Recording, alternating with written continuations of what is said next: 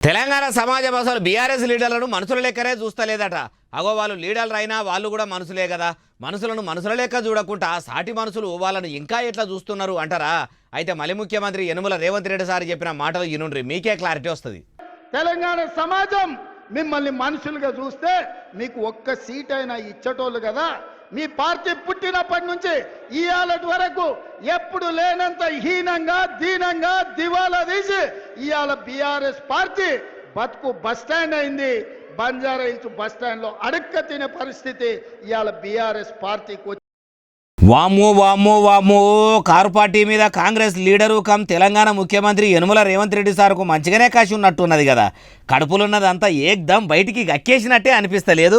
అవు మరి రేవంత్ రెడ్డి సార్ చెప్పినట్టు తెలంగాణలో బీఆర్ఎస్ పార్టీ దివాలా తీసే కాడికి వచ్చినట్టున్నదట.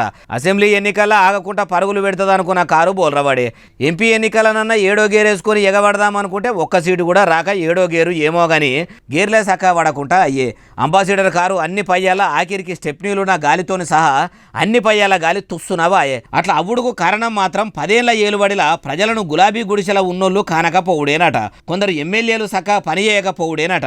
ఒకవేళ గులాబీ పార్టీలే తెలంగాణ ప్రజలకు మంచి చేసి ఉంటే కాంగ్రెస్ పార్టీకి ఎందుకు పట్టం కడతారు? అందుకే దీపం ఉన్నప్పుడే ఇల్లు సక్కదిద్దుకోవాలి, అధికారంలో ఉన్నప్పుడే ప్రజల అవసరాలు తీర్చాలి. అయ్యా యనుమల రేవంత్ రెడ్డి గారు, మీరు కూడా ప్రజలకు ఇచ్చిన హామీలు నెరవేర్చి జనంకు అందుబాటులో ఉంటే మీ షై సర్కారు సల్లగుంటది. లేకుంటే ఓటుతోని మీకు కూడా ఓటర్లు పోటు ఒడిచినా ఒడుస్తారు పైలం సారు అంటుర్రు ఈ ముచ్చటిన్నోళ్ళు.